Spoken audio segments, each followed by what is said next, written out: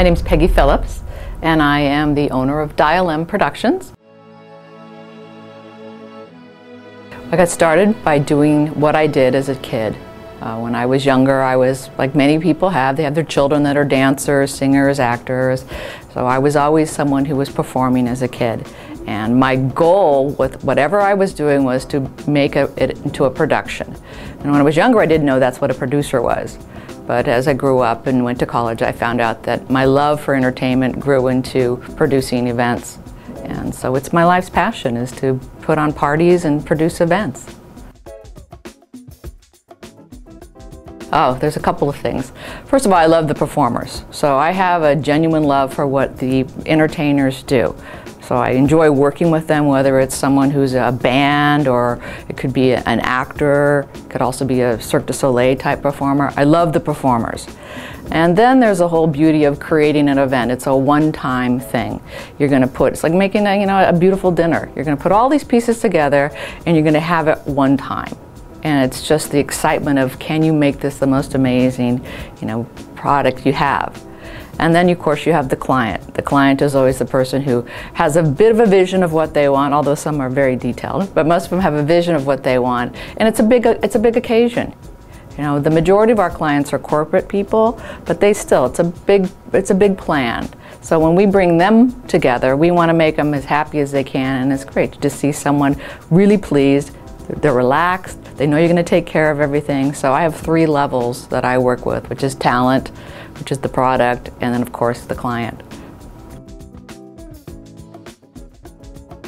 They're very different. Okay, when you're working with like say a corporate client, a lot of times you have somebody who's been given the job of, plan this, and they really don't have a background in entertainment or event production. So they're coming to me and they're hoping they've chosen the right person, because really, their job's at stake. Their boss is going to come and say, what did you do? Who did you find? And it's got to be great. It could be a trade show that we're putting together, it could be a holiday party, or a lot of times what we're doing is we're bringing clients together. They have their vendors coming in. They want to look good to their group of community, so they have to have an event that's going to make everyone really pleased to be there and excited about it. So they're hoping they come and find the right person, and that's my job. Well, every talent has a little different personality, and I guess I could have gone a little bit more with what the first question is. If you're working with a group of lawyers, or if you're working with somebody who's planning, a wedding reception, they all have different temperaments. They have different expectations. Well, that's the same way with talent. The energy and the needs of an actor will be different than those of a musician. They all come from different backgrounds. They all want to have different things taken care of. So when I step onto the pictures, I already know what they want. I know what an actor's going to need. I know how much time they're going to want to have before an event. I know what their temperaments are. And lookalikes are different than musicians. They're different than the Cirque performers. So it helps if I come in, I already know what I'm working with, which I do. Actually, when I go and I talk to students their career day, I tell them, first of all, I'll say, how many of you here want to be actors? They raise their hands. How many of you want to be dancers? They raise their hands. And then I'll say, how many of you like to read? How many actors like to read? The hands go down. How many of you dancers like to do math? The hands go down. So, well, the one thing you're going to end up doing if you're successful in this business is the business aspect. So you have to have your math, you have to have your reading. If you're an actor, you're going to be reading, you're writing, and suddenly everything changes. It's not about just your talent. Talent is wonderful, but you have to have business behind it. So I encourage them to, yes, stay in school, get your business degrees, learn all your academics, because that's what you're going to end up doing, 90% of the time, and then you get to go to the show.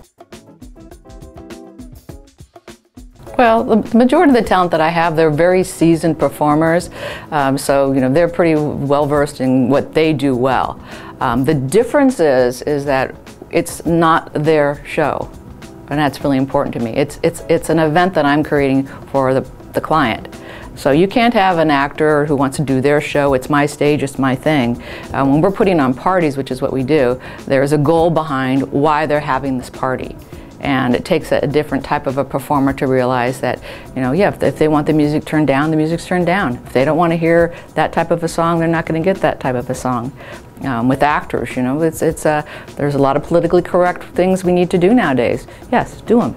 This is their party. They get to do it the way they want it. We are there to entertain them. So that's pretty much all I have to do is shift sometimes where their focus is. The show needs to be cut short because the CEO ran long and was talking. It's cut short. My first career I was a dancer. I was a ballerina. I had a dance company, had a dance school. I had also all my acting career going on, but I lived in Northern California, so it wasn't like it is here in LA. That was, performing in community theater and in college and in high school. So it was all the best that I could do in my community. And then with the ballet company, that was different. I was able to join, the San Jose Ballet Company and the Iglevsky Ballet in New York, and so I stretched out doing all kinds of things, but I always had the love of the dance and the theater. And with that got me involved in music and producing bands, dancing in bands, recording. I produced the music for the WWE. You just never know where you're going to go with what you're doing. So dance, music, and theater is what I loved as a kid, and it's what I've really branched out into as an adult.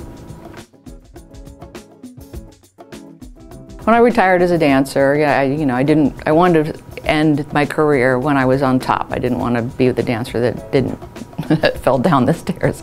So I ended the career, came to LA, and that was my goal, was to work with some of the best talent. And I started with producing shows that I was interested in. And my favorite thing is interactive. It's great to sit and watch a show, but I'd been in so many musicals and shows where you sit in the audience and you watch, that I was a little tired of it. I was also very tired of the idea as a performer that when you get up on the stage, it's the exact same thing every day, every performance. And the only thing that happens is an accident, which you cover up and laugh about backstage. So I wanted to switch all that. So what I did is, my goal was to have the audience be part of all of our shows, to break the fourth wall, make it interactive, and to make it so that the show would not be the same every night. And that when something funny happened, it was brought to everybody's attention. So when you have a group of people and you're performing and the audience gets to participate, they get to talk back, we get to go in and meet them, that's what, in my mind, keeps it fresh. So even our first show was a murder mystery. It's been running now 26 years. It's still running. So it's a long running show. It's changed quite a bit, but it's still just as fun, and people still love that. Yeah, well, some of my favorite things were really how I started producing more and more shows. It was that people came to me for that. So that was exciting, is that we started with Steve Wynn, and the Mirage was the first client of ours who said, I want you to produce new shows for the Mirage.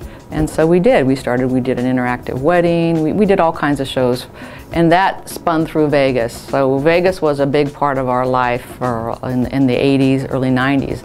And I was putting on new events every time with their budget, which was delightful. Here's the money, write it, make it happen, So I really enjoyed that, and I enjoyed the time that we spent a lot in Vegas. And then Vegas took a little downturn and everything changed. And then they brought in the Cirque du Soleils and the big shows. So that was fun. Some of the highlights too have been the tours. I mean, we've taken this show and several of our shows all around the world. We tour for the military. So when we fly in and we're performing for the troops, it's not only giving back, but it's just the excitement of seeing, people really happy. For just a moment, we're breaking their lives, to just suspended for a moment, they're all happy. So we love performing for the troops, and we've done about 7 tours now, which I had never thought I'd be doing something like that.